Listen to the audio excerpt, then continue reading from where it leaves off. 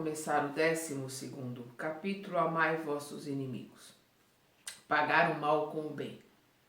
Ouvistes o que foi dito: amarás o teu próximo e odiarás teus inimigos. Mas eu vos digo: amai vossos inimigos, fazei o bem aos que vos odeiam e orai por aqueles que vos perseguem e caluniam. Desse modo vos tornareis filhos de vosso Pai que está no céu, porque ele faz o sol se levantar para os bons e maus, e faz chover sobre justos e injustos. Pois se amardes somente aqueles que vos amam, que recompensa tereis disso? Os publicanos também não fazem o mesmo? E se saudardes somente a vossos irmãos, que fazeis com isso a mais que os outros? Os ímpios também não o fazem? Eu vos digo que se vossa justiça não for mais abundante que aquela dos escribas e fariseus, não entrareis no reino dos céus. Mateus capítulo 5, versículo 20 e 43 a 47. Vamos aqui prestar atenção no que Jesus está colocando quando ele diz: ouvistes o que foi dito. Por que a palavra ouvistes? Porque os ensinamentos eram orais. Não havia, entre o povo, a maioria eram analfabetos. Então havia lei escrita e não havia na lei escrita em nenhum lugar o odiar aos inimigos, mas havia na lei oral. Então, na lei, por isso que ele diz: ouvistes o que foi dito, amarás teu próximo e odiarás teu inimigo. Isto é colocado na lei oral, naquilo que eles ouvem o tempo todo. E a palavra odiarás teu inimigo, como é o hebraico, que é o aramaico que era falado naquela época de Jesus entre o povo, uma língua muito pobre, o odiar aos teus inimigos não é, a gente não pode traduzir como o nosso odiar de hoje, mas colocado como amar menos, ter menos consideração para com os inimigos. Era isso que era colocado nas lições orais, e principalmente era colocado, considerado inimigo aqueles que não tinham a mesma religião, os gentios, aqueles que não eram judeus, ou aqueles que dentro do judaísmo, como os samaritanos, não tinham a mesma forma de pensamento. Então é amar menos. Mas Jesus está colocando, e nós vamos ver que até 1947 os tradutores e os estudiosos dos evangelhos colocavam uma dúvida sobre isso, porque não há nada escrito em relação dos inimigos. Mas com os escritos do Mar Morto, que foram encontrados em 1947, eles viram ali, naqueles escritos, ali está bem claro que oralmente era dito a todos que odiai aos vossos inimigos, amai aos seus, amai aos judeus, aos da mesma raça, e odiai aqueles que não são da mesma raça. Isso era uma colocação oral. Aí nós vamos ver aqui o que Jesus está colocando, um ensinamento muito à frente da sua época, né? Amai vossos inimigos, fazei o bem ao que vos odeiam e orai por aqueles que vos perseguem e caluniam. Quer dizer, orar, desejar o bem àqueles que vos perseguem e vos caluniam. Realmente é uma colocação muito acima da sua época, muito difícil de ser entendido naquela época. Aí nós vamos ver aqui os comentários do Kardec. Se não amais, senão aqueles que vos amam, que recompensa tereis, uma vez que as pessoas de má vida também amam aquelas que os amam? E se não fazeis o bem, senão aqueles que o fazem a vós, que recompensa tereis, uma vez que as pessoas de má vida fazem a mesma coisa? E se não emprestais, senão aqueles de quem esperais receber a mesma graça, que recompensa tereis com isso, uma vez que as pessoas de má vida se emprestam mutuamente para receber a mesma vantagem? Mas para vós digo, amai vossos inimigos, fazei o bem a todos e emprestai sem esperar nada de volta. E então vossa recompensa será muito grande e serei os filhos do Altíssimo, porque ele é bom aos ingratos e mesmo aos maus. Sede, pois, repletos de misericórdia, como vosso Deus o é. Lucas capítulo 6, versículo 32 a 36. Então nós vemos que o Kardec coloca o versículo de Mateus, onde ele fala aqui de odiarás a teus inimigos, que a gente vê aqui que é amar menos, onde fala dos publicanos, porque os publicanos são aqueles que recolhem impostos, então eles eram judeus, mas eles eram odiados, né, pelos judeus, porque eles conheciam a todos eles e cobrava, retirava do bens dele para pagar aos romanos. Eles cobravam impostos dos judeus para entregar aos romanos. Então é o que ele diz, os publicanos também não fazem o mesmo, quer dizer, se você amar só os seus, você será igual aos publicanos. E isso era uma afronta, né, pro judeu se ser comparado ou colocar que ele não é diferente de um publicano, né, que é aquele que para eles é a pior criatura ali. Então, e aí nós vemos que o Kardec coloca aqui a mesma colocação de Jesus, mas pela visão de Lucas.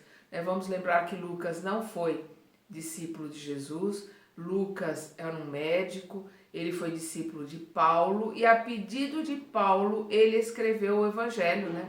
Escreveu o Evangelho de Lucas, porque ele foi até Éfeso conversar com Maria e lá pegaram as memórias de Maria, de João Evangelista, né? Que naquela época era só João, que estava cuidando de Maria.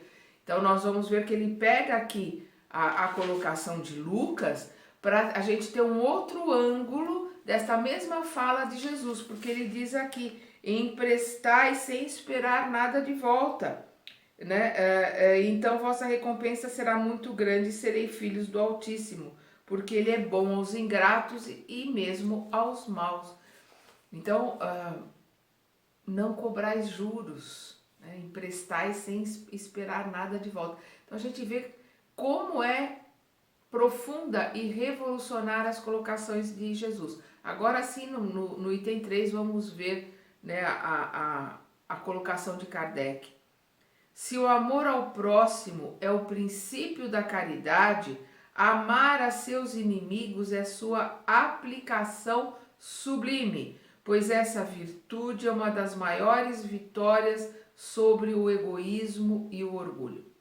Entretanto, engana-se muitas vezes a respeito do sentido da palavra amar nessa circunstância. Jesus não entendia por esta palavra que se deve ter para com o inimigo a ternura que se tem para com um irmão ou amigo. Ternura pressupõe confiança. Ora, não se pode ter confiança em quem sabemos querer-nos mal. Não se pode ter com ele efusão de amizade, por sabê-lo capaz de abusar disso. Entre pessoas que desconfiam uma das outras, não poderia haver os arrebatamentos de simpatia que existem entre os que estão em comunhão de pensamento. Enfim, não se pode ter o mesmo prazer encontrando-se com um inimigo do que com um amigo. Então a colocação amar aqui é essa colocação que a gente vê aqui pelo olhar de Lucas, que é emprestar e sem esperar nada de volta, ser benevolente, ser indulgente para aqueles que não pensam igual a nós, né? Termos um olhar de benevolência para aqueles que ainda não sabem tudo o que nós sabemos.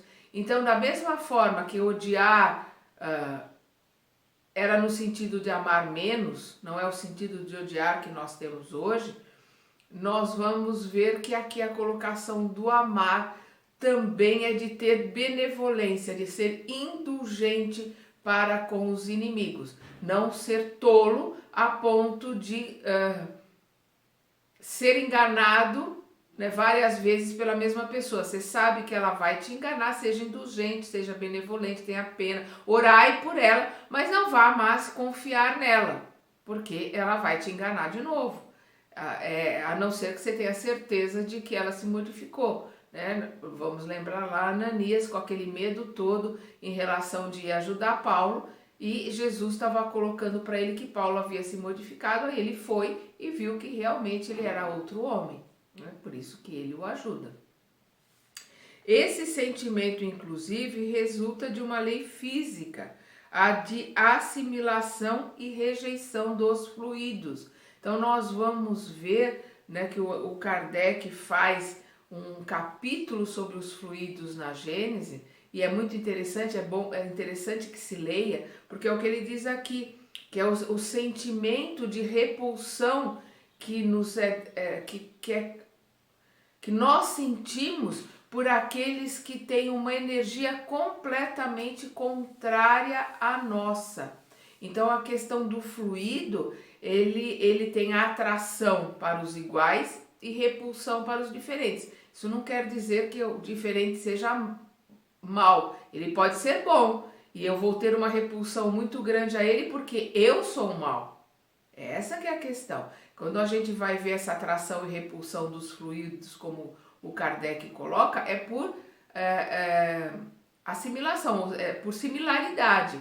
Os iguais se atraem, isso é uma questão de fluido, de energia, né? Os iguais se atraem e os diferentes se repelem. Também questão fluídica, né? Questão de energia. Então, repetindo aqui, quando Kardec diz: esse sentimento, inclusive, resulta de uma lei física, a de assimilação e rejeição dos fluidos.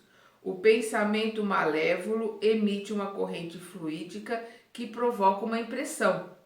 O pensamento benevolente vos envolve um agradável eflúvio.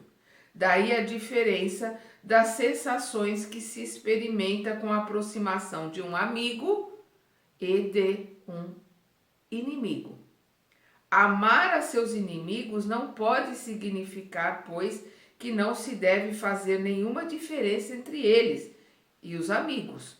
Esse preceito só parece difícil e até impossível de se praticar, porque se acredita falsamente que ele recomenda dar-lhes o mesmo espaço no coração. Não, não é dar o mesmo espaço, mas é ser benevolente, é ser indulgente para com os inimigos. É isso que Jesus coloca. Se a pobreza das línguas humanas obriga que se sirva da mesma palavra para exprimir diversas nuances de sentimentos, é a razão que deve, em tais casos, determinar a diferença.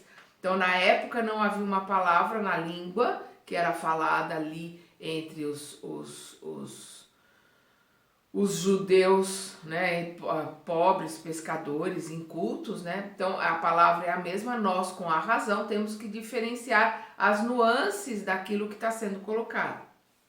Amar a seus inimigos não é, portanto, ter por eles uma afeição que não é natural, pois o contato com o inimigo faz o coração bater de uma forma bem diferente do que com um amigo. Amar os inimigos é não ter contra eles nem ódio, nem rancor, nem desejo de vingança. É perdoar-lhes sem segundas intenções e incondicionalmente. Aqui é que está o X da questão. Perdoar sem segundas intenções e incondicionalmente o mal que nos fazem.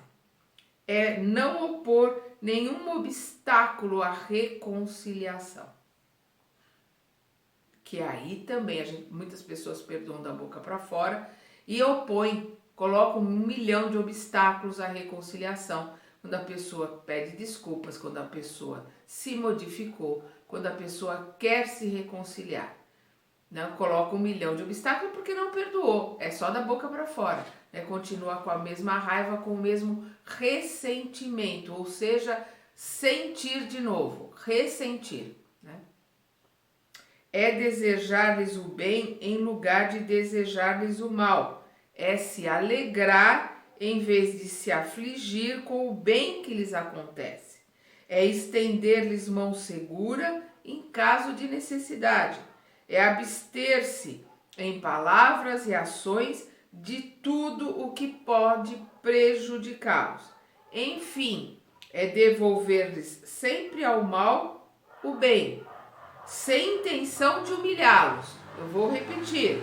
Enfim, é devolver-lhe sempre ao mal o bem, sem intenção de humilhá-los. Qualquer um que faça isso, cumpre as condições do mandamento: amai vossos inimigos. Amar a seus inimigos é sem sentido para um incrédulo. Aquele para quem a vida presente é tudo, só vê no inimigo um ser nocivo, perturbando seu repouso, e acredita que só a morte do inimigo pode livrá-lo dele. Daí o desejo de vingança. Ele não tem nenhum interesse em perdoar, se não for para satisfazer seu orgulho aos olhos do mundo. O próprio fato de perdoar lhe parece, em certos casos, uma fraqueza indigna de si. Mesmo não se vingando, não deixa de guardar rancor e um secreto desejo do mal. Para o crente e, sobretudo, para o espírita, a maneira de ver é bem diferente, porque dirige seu olhar sobre o passado e sobre o futuro, entre os quais a vida presente é apenas um ponto. Ele sabe que pela própria destinação da terra deve esperar nela encontrar homens maus e perversos, que as maldades às quais ele serve de alvo fazem parte das provas que deve sofrer, e o ponto de vista elevado em que se coloca torna-lhe as vicissitudes menos amargas, venham elas dos homens ou das coisas. Se ele não se queixa das provas, não deve murmurar contra os que são os instrumentos dela. Se em lugar de lamentar-se, ele agradece a Deus por prová-lo, deve agradecer a mão que lhe dá a ocasião de mostrar sua paciência e resignação. Esse pensamento naturalmente o dispõe ao perdão. Além disso, ele sente que, quanto mais for generoso, mais se engrandece a seus próprios olhos e fica fora do alcance dos maus tratos do seu inimigo.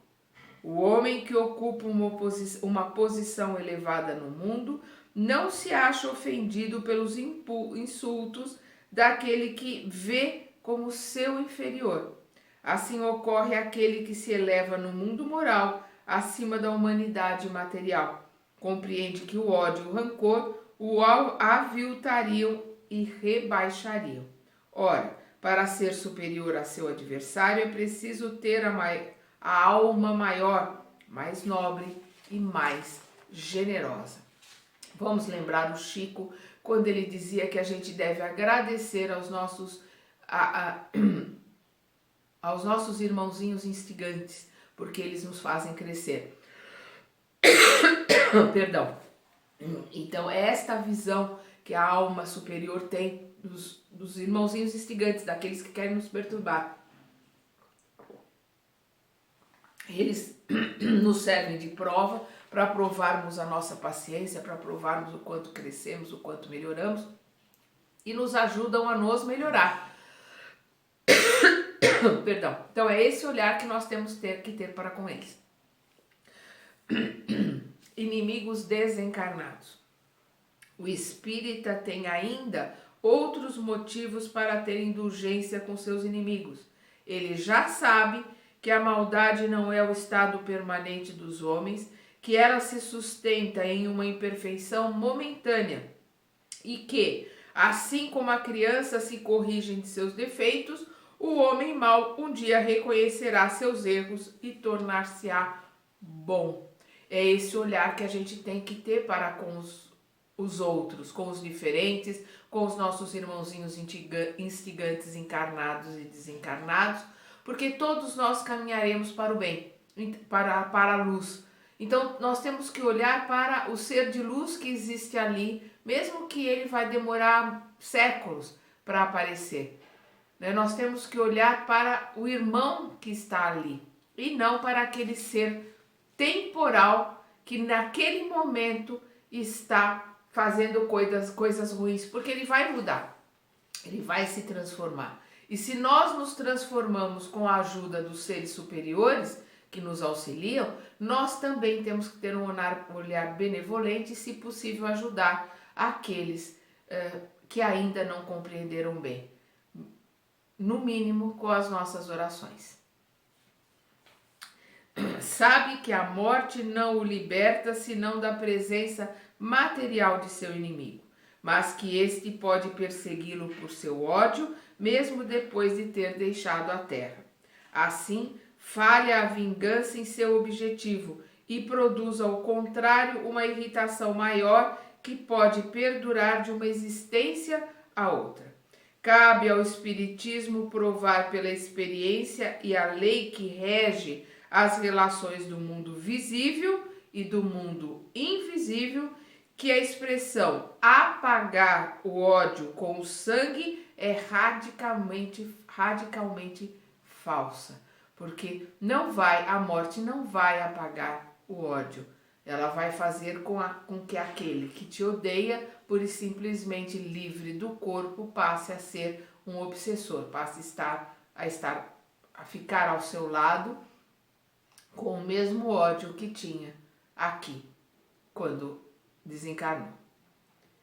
A verdade é que o sangue mantém o ódio mesmo além do túmulo. Por consequência, o Espiritismo estaria dando uma razão de ser efetiva e uma utilidade prática ao perdão e a sublime máxima do Cristo: amai vossos inimigos. Quer dizer, que a gente tenha um olhar de indulgência, de complacência, de benevolência para com os nossos inimigos, que a gente possa orar por eles, para que a gente não crie da nossa parte uma algema com eles. Se eles estão criando, o problema deles. Nós, com o perdão, nós, com a oração para com eles, nós nos elevando, estaremos longe das flechas que eles possam atirar.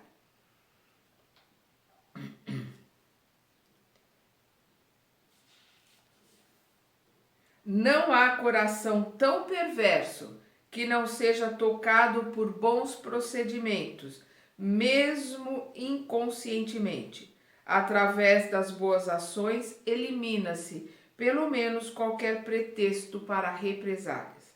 Pode-se fazer de um inimigo um amigo, antes e depois de sua morte. É pelos maus procedimentos que o inimigo se irrita, e é então que ele serve de instrumento à justiça de Deus para punir aquele que não perdoou.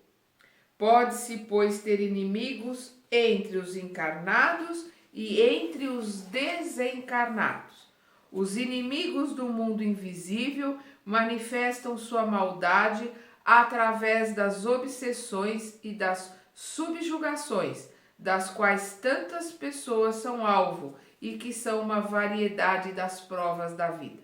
Essas provas, como as outras, ajudam no adiantamento e devem ser aceitas com resignação e como consequência da natureza inferior do globo terrestre. Se não houvessem homens maus na terra, não haveria espíritos maus em torno dela. Portanto, se deve ter indulgência e benevolência pelos inimigos encarnados, deve-se igualmente tê-las para os que estão desencarnados. No passado, sacrificavam-se vítimas sangrentas para apaziguar os deuses infernais, que não eram outros senão espíritos maus. Aos deuses infernais sucederam-se os demônios, que são a mesma coisa. O Espiritismo veio provar que esses demônios não são outra coisa senão as almas dos homens perversos que ainda não se despojaram dos instintos materiais, que não se pode apaziguá-los senão pelo sacrifício de seu ódio, isto é, pela caridade. Que a caridade não tem por efeito apenas impedi-los de fazer o mal, mas de conduzi-los ao caminho do bem e contribuir para a sua salvação. Assim, a máxima, amai a vossos inimigos, não está circunscrita ao círculo estreito da terra e da vida presente, mas se integra na lei de solidariedade e fraternidades universais.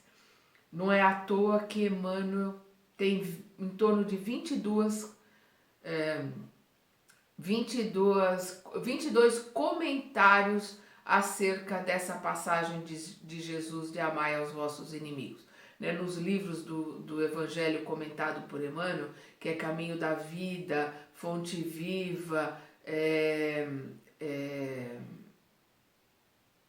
Pão Nosso, são vários livros do Emmanuel onde ele tem os versículos de Jesus e ele tem as explicações. Ele tem 22 colocações explicações diferentes para essa mesma colocação de Jesus de amai aos vossos inimigos. Se alguém vos bater na face direita, oferecei-lhe a outra. Ouvistes o que foi dito, olho por olho, dente por dente. De novo, ouvistes. Por quê? Porque os ensinamentos são orais. Então, todos que estavam ali, tudo aquilo que eles aprenderam é através da audição, ouvindo as explicações, as interpretações da lei. E aí é que está o perigo, porque a interpretação pode mudar de um lugar para o outro, a interpretação pode mudar de um leitor para o outro, de um fariseu ou de um saduceu para o outro. Então, nós vemos hoje interpretações da lei, principalmente do Alcorão, da lei islâmica, terrível, que em vez de tirar o espírito da lei, levam a lei ao pé da letra, e isso é terrível. Então aí estavam, antes da pandemia, decapitando pessoas. Até para isso a pandemia serviu para parar e dar uma trégua em guerras, em ataques, numa série de coisas para que os doentes, por causa da pandemia, pudessem ser tratados, porque não escolhe lado, Todos precisam de ajuda, todos precisam ser tratados. Então, vamos lá. Ouvistes o que foi dito, olho por olho, dente por dente. Eu, porém, vos digo, não resistais ao mal que se quer fazer-vos, mas se alguém vos bater na face direita, oferecei-lhe a outra. E se alguém quer entrar em litígio contra vós, para tomar vossa veste, deixai-lhe também vosso manto. E se alguém quer obrigar-vos a caminhar 1000 passos, com ele caminhai 2000. Dai a quem vos pede e não rejeiteis aquele que quer emprestar de vós. Mateus capítulo 5, versículo de 38 a 42. Então, o que Jesus está colocando ali é não revidar ao mal. A resposta para o mal é o silêncio, é o dar a outra face, e a gente viu Jesus fazendo isso. Quando Pilatos pergunta a ele, principalmente quando ele responde para Pilatos com outra pergunta. Pilatos pergunta para ele, vós sois rei? E ele pergunta, vós o dissestes. E quando Pilatos pergunta para ele sobre a verdade, ele fica em silêncio, porque ele não tem como explicar a verdade para alguém ainda tão infantil, tão necessitado de aprendizado, tão necessitado de conhecimento. Então ele responde ao mal com o silêncio, ele dá outra face. E é isto que ele coloca para que a gente não revide o mal, porque revidar o mal com o mal é ser tão maléfico quanto aquele que está lhe causando mal. Você não está se diferindo dele, não muda nada. Não existe desenvolvimento se nós ficarmos nessa... ele me bateu, eu vou e bato nele, ele bate em mim, eu bato nele. Ele me feriu com a espada, eu firo ele com a espada. Ele me matou, eu vou lá e mato ele. A gente não vai sair disso? Fica um atirando no outro. Na hora que houver um espírito ali elevado que retribua o mal com o bem, ele pode começar a plantar no coração do outro o bem. Porque a hora que ele recebe de volta algo tão inesperado quanto o bem, ele vai parar para pensar, ele vai começar a analisar, ele vai começar a sentir o quanto ele está errado. E é assim que a gente vai modificando, se modificando, ajudando a mudar o outro e mudando o planeta. É isso que ele está colocando aqui. Os preconceitos do mundo, aos quais se convencionou chamar questão de honra, dão essa suscetibilidade sombria nascida do orgulho e da exaltação da personalidade que leva o homem a devolver injúria por injúria. Até na época de Kardec ainda havia os duelos, né? A questão de honra. Hoje, infelizmente, ainda existe. Quantas mulheres não foram assassinadas por questão de honra, né? E hoje está se chegando a está se começando a ter mais conhecimento e não aceitar mais que alguém possa ser assassinado, que alguém possa sofrer padecimentos terríveis por ofender a honra de alguém, que alguém se sinta ofendido na sua honra. É uma coisa que não tem o menor sentido. Nós temos que olhar para o outro como igual, entender o outro, ser o mais benevolente, indulgente, usar um perdão o máximo que a gente puder. Então, o que ele coloca aqui, né?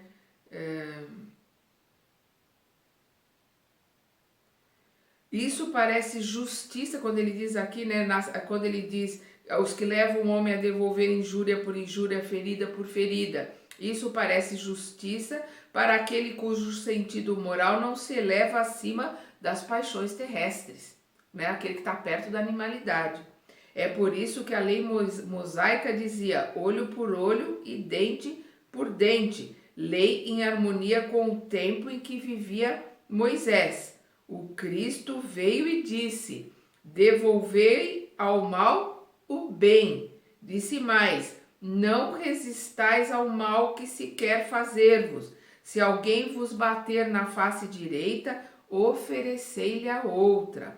Ao orgulhoso, essa máxima parece uma covardia, pois ele não compreende que há mais coragem em suportar um insulto do que em se vingar dele, devido ainda a esse motivo acima mencionado, o orgulho, né? O orgulhoso não consegue entender isso, que faz com que a vista não alcance além do presente. É preciso, entretanto, tomar essa máxima ao pé da letra? Não. Assim como aquela que diz para se arrancar o olho se ele é um motivo de escândalo. Não é para tomar ao pé da letra, é para tirar o espírito da letra, é entender o que Jesus está colocando. Não é ao pé da letra, né? Mas é entender o espírito, né? de resiliência e o espírito de indulgência para aquele que quer nos fazer mal porque ele ainda não conhece o bem. Levada às últimas consequências, seria condenar toda a repressão, mesmo legal, e deixar o campo livre aos maus, dissipando todo o medo. Então é aqui, se nós levarmos as últimas consequências, essa do, né, se te bater na face direita da esquerda, nós vamos deixar o caminho livre para o mal. Nós vamos ser aqueles quietos e o mal faz o que ele quiser. Não é isso que Jesus está colocando, muito ao contrário. Nós temos que lutar pelo bem. O que nós não podemos é revidar o mal com o mal. Nós não podemos ficar quietos quando vemos o mal. Vamos lembrar lá a frase de Martin Luther King, que o que mais o assustava era o silêncio dos bons. Porque o silêncio dos bons é conivência. Nós não podemos ser coniventes com o mal. Nós não podemos revidar o mal com o mal. Isso é ser igual a eles. Mas nós temos que trabalhar pelo bem e dentro das leis que existem no planeta, que aquele que pratique o mal seja atingido pela lei, do planeta. Então, se ele roubou, ele vai ser preso, pagar a sua dívida e quando sair terá uma chance de se redimir. Aquele que matou vai ser preso, vai ficar um tempão na prisão, né? E se as nossas prisões fossem melhores, na prisão teria uma chance de se redimir, de aprender uma profissão e voltar para o seio da sociedade como um homem novo. É isto que Jesus está colocando, é dar a chance ao outro de se redimir, né? Ajudar o outro a se melhorar. Então, o que ele diz aqui, levado às últimas consequências seria condenar toda a repressão, mesmo legal, e deixar o campo livre aos maus, dissipando todo o medo. Seria, né, deixar o campo livre para o mal. Não é isto. Se não se opusesse um freio às suas agressões, logo todos os bons seriam suas vítimas. Então, se a gente não puser um freio àqueles que ganham pelo grito ou pela pancada, os bons seriam vítimas e só ficariam os maus. Houve uma época que foi assim, né? Os bárbaros invadiam e aqueles que eram bons não sucumbiam. Hoje nós temos leis, podem não ser as melhores leis do mundo, mas essas leis estão aí para criar um clima de sociedade o mais fraternal possível.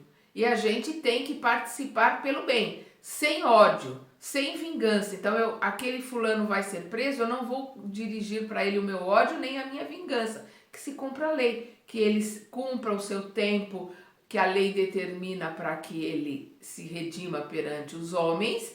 E depois vamos orar e tentar ajudar para que ele se modifique. Se ele não se modificar, temos que confiar na lei de Deus, porque essa sim é justa e implacável.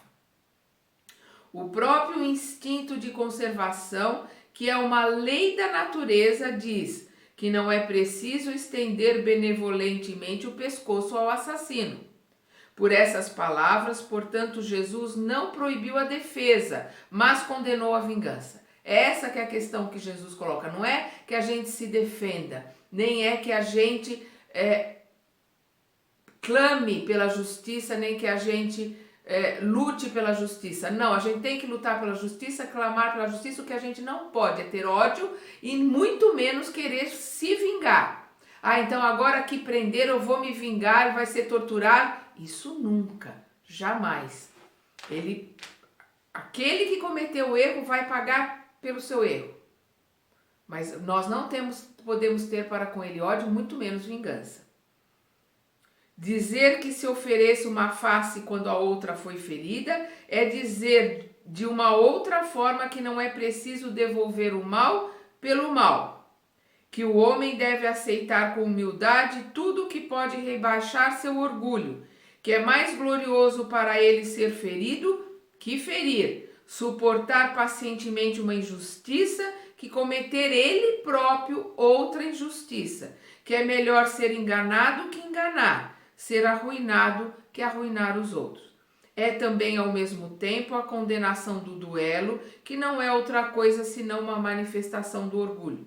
Só a fé na vida futura e na justiça de Deus, que nunca deixa o mal impune, olha aqui, que a justiça de Deus, que nunca deixa o mal impune, pode dar força para que se suportem pacientemente os golpes contra nossos interesses e nosso amor próprio. Por isso dizemos sem cessar: dirigi vossos olhares para a frente. Quanto mais vos elevardes pelo pensamento acima da vida material, menos sereis ofendidos pelas coisas da terra. Vamos lembrar a oração de Francisco de Assis, que a gente possa levar amor onde houver ódio, alegria onde houver tristeza. É isso que Jesus está colocando, que não possamos de modo algum alimentar ódio, muito menos vingança, e ter a certeza da justiça de Deus. Se alguém escapou da justiça dos homens, não se preocupe, tenha pena, porque o que ele vai encontrar do outro lado, quando desencarnar, e as consequências, as próximas encarnações que vai ter, vai ser a reação da ação que causou, e a justiça de Deus é minuciosa, é implacável, é misericórdia, mas é justo. O Deus é misericordioso, mas é justo. Ninguém escapa da justiça de Deus. E é isso que nós temos que ter em mente e temos que ter um olhar indulgente e misericordioso também para com aqueles que cometem o erro e jamais envenenar o nosso corpo com o ódio ou com o desejo de vingança, porque é a gente querer matar o outro com o veneno que estamos criando em nós. É de uma burrice atroz. É isso que Jesus está nos colocando. Que a gente mantenha em nós o perdão para que a gente possa caminhar e se elevar. Qualquer coisa diferente disso nos atrasa, nos aprisiona nesse planeta, nos envenena, porque o ódio, a vingança, o rancor são venenos que nós criamos para nós mesmos. Vamos então continuar na segunda parte deste capítulo.